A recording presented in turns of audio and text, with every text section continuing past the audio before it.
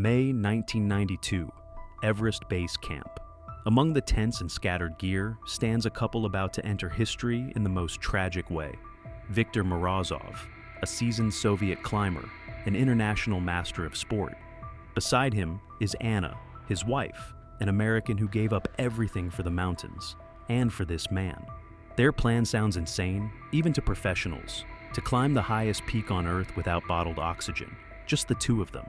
Husband and wife against the deadliest mountain on the planet. In 1992, such an attempt is almost certain death. Of the few who had ever tried, many never came back. But the Morozovs believe in their strength. Viktor has already stood on every 8,000er of the Soviet Union. Anna has been through the brutal school of American mountaineering. She isn't just the wife of a climber, she's his equal partner. Together in the mountains, they work like parts of one machine. The story of how they met feels like a scene from a movie. Autumn 1990, Nepal. Base camp at Cho Oyu. The American expedition is in trouble. One of their climbers is badly injured. Anna Johnson, a 28-year-old climbing instructor from Colorado, stays behind to care for him. At that moment, a Soviet team arrives, led by Viktor Morozov. He's 34, already a legend in the world of high-altitude climbing. But when he sees this determined American woman tending to the wounded, something inside him changes forever. The language barrier is thin. Anna studied Russian at university, and Viktor speaks broken English. But in the mountains, words matter less than actions. And when the Soviets help evacuate the injured climber, a bond forms between Viktor and Anna that will alter the course of their lives. For 3 days, they descend together along a deadly route. 3 days where every step could be the last. In that time, Viktor realizes this woman isn't afraid of the mountains. She understands them. And Anna sees in him not just a strong man, but a true master of the vertical world. 6 months later, she arrives in Moscow.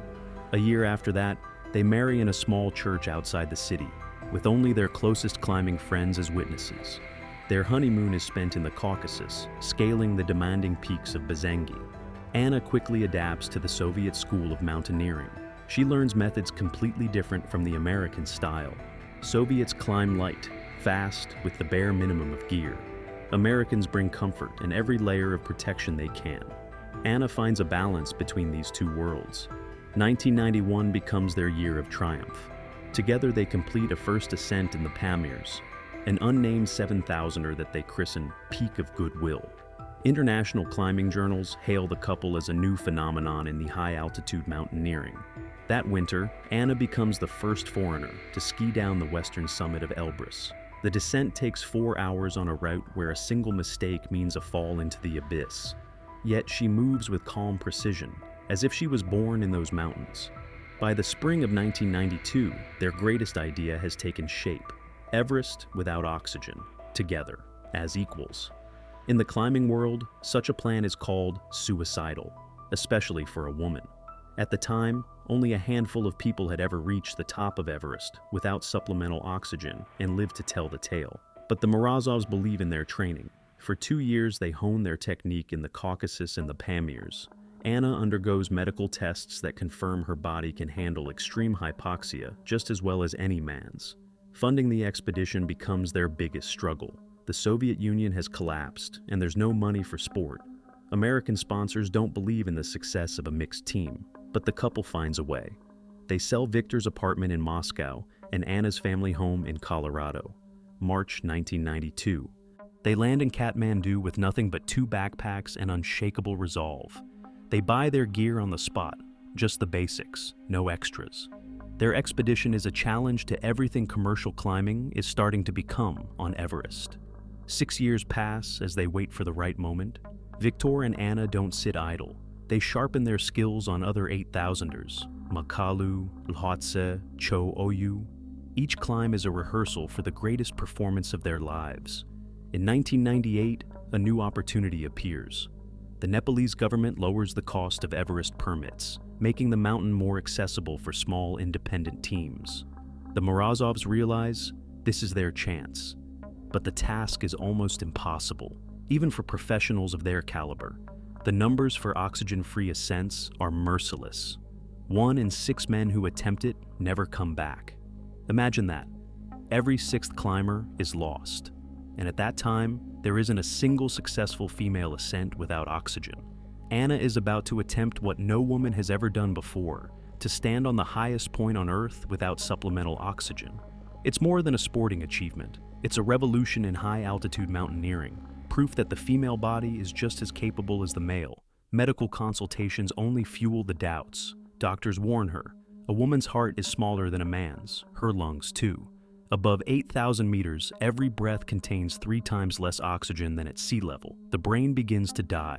The body literally starts consuming itself.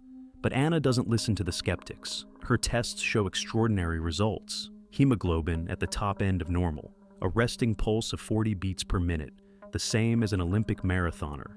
Years of training in the mountains have conditioned her body to handle oxygen deprivation better than most men. Spring 1998. Everest Base. Camp looks like a small city. Dozens of expeditions from all over the world prepare for the summit push. Commercial teams with bottled oxygen, national squads, lone daredevils.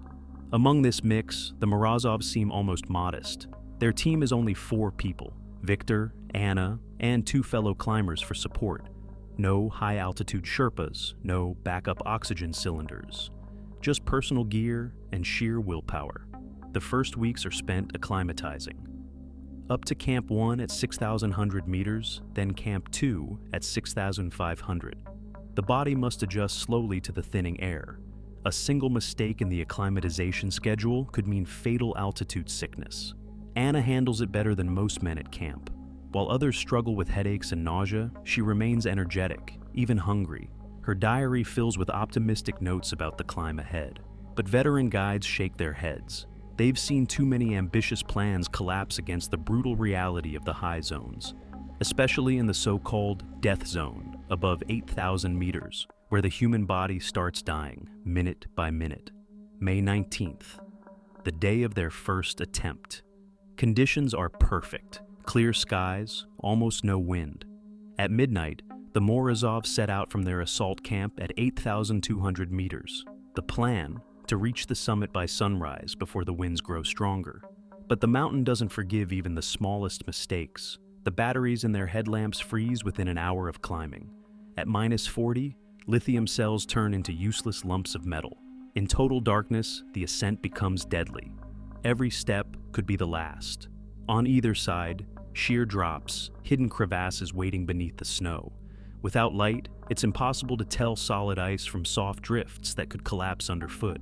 Victor makes the painful but correct choice. They must turn back.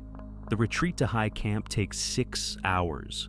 They move by feel, probing every step with their poles. Anna doesn't complain, but Victor sees she's at the edge of exhaustion. The altitude drains even the strongest. At camp, they're met by Victor's friend, Sergei Kovalev, a seasoned high-altitude climber. He offers spare batteries, special lithium cells designed to withstand the extreme cold. It means a second chance. But time is running out. The weather window could close at any moment. On Everest, the spring climbing season lasts only a few short weeks. After that come the monsoon winds, making any attempt impossible. 3 days later, they set out again. The new batteries hold strong, their headlamps carving a path through the snow and the darkness. But within hours, it's clear something is wrong. Anna is moving slower than planned. At this altitude, every step demands 3 or 4 breaths. Her heart pounds so hard she hears it in her ears. Her legs feel heavy as lead. This isn't fatigue, it's oxygen starvation. By sunrise, they've covered only half the route. By every calculation, the summit should already be behind them. Victor checks the altimeter, 8,600 meters. The summit is just 248 vertical meters above, but the slope stretches almost a full kilometer ahead. Time is working against them. By afternoon, Everest is swept by deadly winds that can reach 200 kilometers an hour, strong enough to hurl a person off the slope. Victor makes the call to retreat once more. The second failure breaks something inside Anna. Back at base camp, she barely speaks. She forces herself to eat. Her eyes stay fixed on the summit, so close, yet impossibly far. Friends try to comfort her, but words mean nothing. For 3 days, she sits in the tent, staring into space. Victor tries to reach her, but gets only one word replies. He knows his wife is teetering on the edge of a breakdown. 2 failed attempts would crush any climber, but not Anna Morozova. May 22nd, 4 in the morning, she wakes Viktor with just 4 words. "We go, today or never." Her voice carries something new, not despair, but the cold resolve of someone with nothing left to lose. The weather is perfect again. The winds have dropped to a light breeze. Visibility is crystal clear. From 8,200 meters, they can see the flags fluttering on the summit. Conditions like this come only once in years. They set out at midnight. This time, the batteries are packed in thermal sleeves. Spare lamps hang on their chests beneath down jackets. Every piece of gear is triple-checked. No more mistakes. The first hours go smoothly. Anna moves steadily, without stopping. Her breathing is deep and rhythmic. Viktor follows close behind, tied in with a short rope. They climb in silence. At this altitude, even words cost oxygen. By sunrise, they have reached 8,600 meters. Here begins the most treacherous section, the final 200 vertical meters. The slope turns nearly sheer. Every handhold could crumble under their weight. At 7 in the morning, another team catches up. A commercial expedition with oxygen masks and professional guides. Later, climber James McIntyre tells reporters, "I saw a woman who stopped every 3 or 4 steps, sitting down in the snow, breathing like a hunted animal. But then she would stand up and keep going." The sight shocks even the most seasoned climbers. At 8,500 meters, the human body is hanging by a thread. The brain is starved of oxygen. Hallucinations, loss of coordination, fading consciousness. Many at this altitude simply sit down and never rise again. But Anna rises, again and again. Each step costs her unimaginable effort. Viktor can see it. His wife is pushing beyond the limits of human endurance. Her lips turn blue from lack of oxygen. Her hands tremble with exhaustion.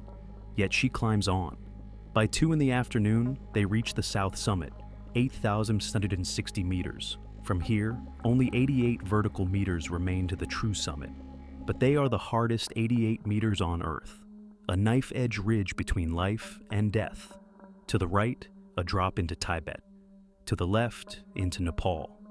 Anna looks at the final stretch and knows this is her last chance. If she stops now, there will never be another opportunity. Age, money, health, everything is against them. It's now or never. The final meters are brutal. Every step demands 5 minutes of rest. Her heart hammers at 180 beats per minute. Black spots cloud her vision, signs of a brain starving for oxygen. But the goal is within reach. 6:30 p.m., May 22nd, 1998. Anna Morozova steps onto the highest point on Earth. 8,848 meters above sea level, she becomes the first woman in history to climb Everest without supplemental oxygen. Imagine that. No woman had ever done it before. Viktor embraces his wife, but the joy lasts only minutes. You can't linger on the summit. Every second up here brings death closer, and the sun is already sinking. Descending in darkness is 10 times more dangerous than the climb up. They take a few photos and begin the descent. But Anna's body is spent. Her legs buckle with nearly every step. Her coordination slips so badly that several times she almost falls into the abyss. By 9 that evening, darkness has swallowed the mountain. They are at 8,500 meters, deep inside the death zone. To keep descending now would be suicide. Viktor makes a decision many would later call fatal, to spend the night there. A night above 8,500 meters without oxygen is Russian roulette. The body begins shutting down non-essential functions to keep the brain and heart alive. Core temperature drops, frostbite sets in. They dig a shallow hollow in the snow and crawl into their sleeping bags. Anna shivers so violently that Viktor can hear her teeth clattering through the wind. He holds her close, trying to warm her with his own body. But at this altitude, even that is not enough. Morning, May 23rd. A heavy fog greets them, cutting visibility to less than 5 meters.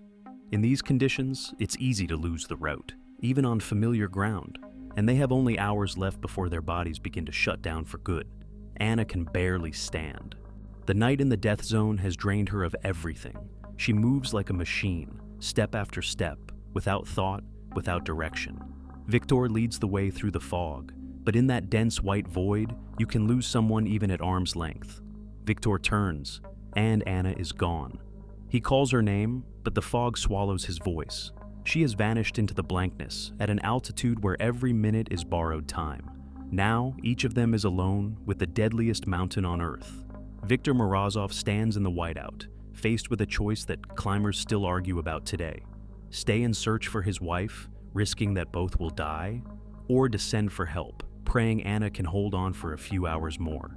He chooses the second. He shouts into the fog, "Anna, wait for me. I'll bring help." Then he begins his descent. But anyone who knows Everest understands. At this altitude, help comes only after many hours, and no one can survive that long in the death zone. An hour later, Viktor encounters climbers from a Uzbek expedition on their way up. Their leader, Ruslan Karimov, would later tell reporters, Morozov was in a state close to shock. He spoke in fragments, but kept repeating the same words. "She's still alive, she's still alive." Those words remain a mystery. Were they a desperate cry of hope from a man who believed in his wife's strength? Or an attempt to convince himself he hadn't left Anna to certain death?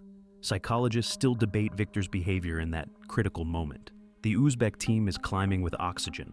They have a chance to reach Anna and save her, but doing so would mean risking their own lives. In mountaineering, there is an unwritten rule. Rescuing another climber must not cost the rescuer's life. Ruslan Karimov makes the choice that marks him as a true mountaineer. We go up. A woman is in trouble, and we cannot leave her. Two of his teammates, Nurlan Sadikov and Bakhtiar Kakimov, follow him into the heavy fog. They find Anna 3 hours later. She is lying in the snow at 8,300 meters, barely breathing. Her lips are blue from cold and lack of oxygen. Her limbs won't move, but she's conscious. She recognizes the rescuers, tries to speak. Nurlan fits an oxygen mask over her face. The first breaths of enriched air bring her back. She sits up, even tries to stand. The rescuers realize there's a chance to bring her down alive. But moving a person at this altitude is a nightmare of its own. Anna cannot walk on her own. They have to carry her across snowy slopes where a single misstep means a plunge into the abyss. Nurlan and Bakhtiar take turns lifting her in their arms. Every 100 meters they stop to gasp for air. Their oxygen bottles are running low too.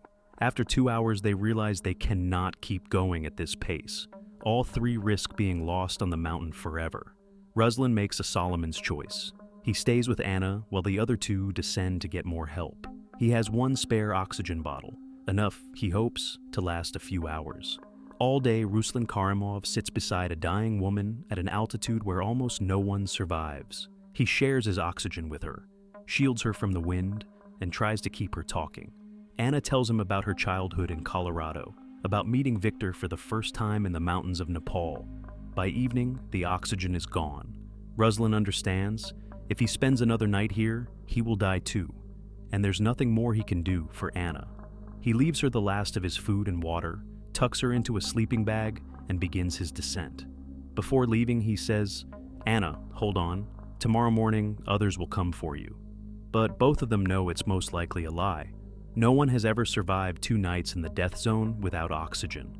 On his way down, Ruslan has an unexpected encounter. At 7,800 meters, he sees a figure climbing upward. It's Viktor Morozov, hauling a pack of gear back toward the summit. "Where is Anna?" is the first thing he asks. When Ruslan tells him she's alive, Viktor nods and continues upward. To the question of why he's going back, he simply answers, "I can't leave her." That is the last time anyone sees Viktor Morozov alive. Where did he go? Did he reach Anna? Did he stay with her until the end? Those questions remain unanswered. Search teams would find his body years later, at 8,200 meters, only a few hundred meters from where Anna had been left. Beside him were 2 sleeping bags and a spare oxygen cylinder. It seems he did reach her, and stayed. In the climbing world, debate still rages over Viktor's actions. Some call him a hero who returned for the woman he loved, knowing it meant certain death. Others accuse him of abandoning her in the first place, at the moment she needed him most. But perhaps the truth lies somewhere in between. Viktor was an ordinary man who, in an extreme situation, first gave in to the instinct of survival, and then could no longer live with that decision. What happened next astonishes even veteran high-altitude climbers. Victor and Anna spend their fifth night above 8,000 meters. Fifth? Can you imagine? Before them, no one had ever survived that long in the death zone. Medical science is clear. The human body can last at most 48 hours at such altitude. Beyond that, the process of organ failure becomes irreversible. The brain, the heart, the liver, one by one, they shut down. But the Morozovs endure into a sixth day. No tent, no hot food, almost no sleep. They lie huddled in a hollow of snow, pressed against each other, sharing the last scraps of warmth from their bodies. Anna would later recall, "I no longer felt the cold. I couldn't feel my hands or feet. It was as if my body was somewhere far away, and I was just watching from outside." Classic signs of late-stage hypothermia, the body switching off pain to ease the end. Victor holds her hand and talks to her through the night. What do they speak of in those final hours? Their first meeting in the mountains of Nepal? The future they dreamed of? Or just random words to keep each other from slipping into eternal sleep? May 24th, early morning. A new rescue team climbs toward them. A South African expedition led by Ian Woodall. They have oxygen, medicine, and experience in high-altitude rescues. They find Anna still conscious, but in critical condition. She recognizes them, tries to speak, but her words are barely audible. Her body no longer responds. Her arms and legs are like dead weight. This isn't frostbite anymore. It's total nervous system collapse. Kathy O'Dowd, the expedition doctor, gives a quick examination. Pulse weak but present, breathing shallow, body temperature critically low. But most importantly, her pupils still react to light. Her brain is still alive. The South Africans try every method of revival they can, rubbing her limbs to restore circulation, forcing warm tea from a thermos, even suggesting an adrenaline shot, a last-ditch attempt to shock her body into one final surge of strength. But after hours, the truth is undeniable. Nothing works. Anna has been in the death zone too long. Her body has passed the point of no return. She could have been saved yesterday, or the day before, but today, it's too late. Ian Woodall makes the hardest call of his climbing career. We can't move her. She wouldn't survive the transport, and if we stay any longer, we'll lose members of our own team. The decision explodes over the radios. The base camp erupts with outrage. The Uzbeks accuse the South Africans of cold-heartedness. They answer that they've done everything possible. Accusations and blame fly back and forth. "We almost had her," shouts Ruslan Karimov over the radio. "One more day and she'd be down."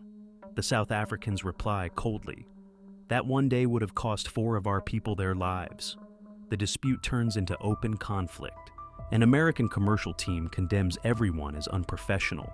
The Japanese remain silent, but their disapproval is clear. The Germans speak bluntly. Expeditions like this should be banned. In these arguments, the brutal truth of high-altitude climbing reveals itself. On Everest, morality bends to different laws. Here, survival comes first. And trying to save one person can cost the lives of several others. Experienced guides know the statistics.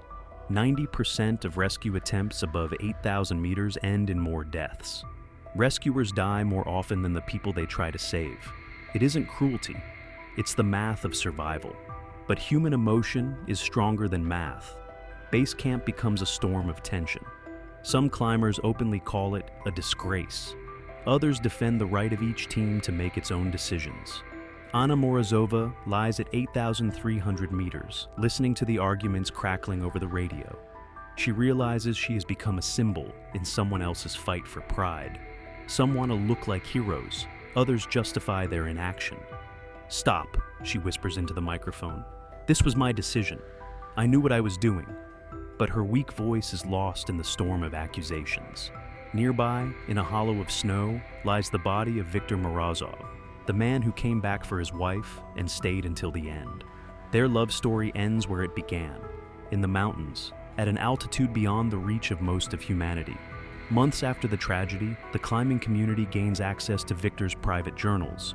In them is a strange entry, written before their final ascent. "She doesn't listen to me. She's decided to go to the end no matter what happens." For journalists, it's a sensation. They spin it as a sign of looming catastrophe. as evidence of a family conflict played out on a deadly stage. Headlines scream, "Husband leaves wife to die on Everest." A love that ended in betrayal. She trusted him with her life. Truth or not, it doesn't matter anymore. What matters is a tragic story that sells. But those who knew the Morozovs tell a different version. Anna was famously stubborn. Once she made a decision, there was no changing her mind. Perhaps Victor simply knew his wife would never stop short of her dream, no matter the cost. The technical details also don't support the theory of betrayal. Anna hadn't suffered any major injuries. She simply could no longer move. Her body had shut down after 6 days in the death zone. No human being on Earth could have lasted longer. And then comes a cruel, absurd discovery. The oxygen cylinder left by rescuers didn't fit her mask. A difference of just a few millimeters in the threading made the life-saving oxygen useless. Can you imagine? Anna might have lived, if not for a tiny technical mismatch in the equipment. In extreme conditions, such details decide everything. A single faulty connector between life and death. The decision to leave her comes quickly, unanimously. Even those who had argued most fiercely against it understand. There was no alternative. It wasn't betrayal. It was a sentence passed by nature itself. The South Africans descend to base camp, subdued and silent. Cathy O'Dowd, the expedition's doctor, later admits to reporters, "I've seen many deaths in the mountains, but this one was different. Anna never asked us to stay. She understood the rules of the game." The arguments in base camp fade on their own. Each team turns back to their own summit plans. The Morozovs' tragedy becomes just another entry in the statistics. 2 more lost in the 1998 season. But 2 climbers from the South African team make a strange promise to each other. Ian Woodall and Cathy O'Dowd vow that one day they will return to Everest to bury Anna with dignity. Her body should not remain on display, a grim landmark for passing climbers. 2007, 9 years later, Ian and Cathy return with a new expedition. They climb back to where the Morozovs fell. By then, wind and snow have almost buried Anna completely. They carefully move her remains to a hidden place, out of sight from the route. Lower on the slope, they find Victor's body. It lies at 8,100 meters, just a few hundred meters from his wife. His posture says it all. He fell while climbing upward, not down. Victor had been on his way back to Anna. This discovery shatters the myth of betrayal. Victor didn't abandon his wife. He went for help, and when he realized none would come, he returned to die beside her. His final effort ended where Anna herself had stopped. The story takes on a life of its own in mountaineering folklore. Over time, Anna Morozova becomes known as the Sleeping Beauty of Everest. Climbers whisper that at night you can hear her voice, or glimpse a pale figure near the 3rd step. Some say she warns of danger. Others claim she calls you to follow her on a final journey. Most likely, it's just imagination playing tricks in the thin air. But legends have their own truth. For modern climbers, Anna Morozova remains a symbol of contradiction. To some, she embodies courage, a woman who fulfilled an impossible dream. To others, she is a stark reminder of the deadly price of ambition. Her story leaves us with timeless questions. Where is the line between bravery and recklessness? Is any dream worth a human life? And do we have the right to risk not only ourselves, but the hearts of those who love us? There are no clear answers to these questions. Every climber, every person with a great dream, must find them on their own. The story of Anna and Victor Morozov is a mirror where each of us sees our own fears and desires reflected. Everest continues to take lives. Every season brings new tragedies and new triumphs. Yet the story of the woman who became the first in history to reach its summit without oxygen remains one of the most haunting chapters in high-altitude mountaineering. They dreamed together, they climbed together, and they remained together at a place where the sky meets the earth and the human spirit can transcend every limit, even at the cost of life itself. If this story moved you, support the channel. Subscribe, leave a like, and share your thoughts in the comments. As a beginning creator, it means the world to me. Thank you.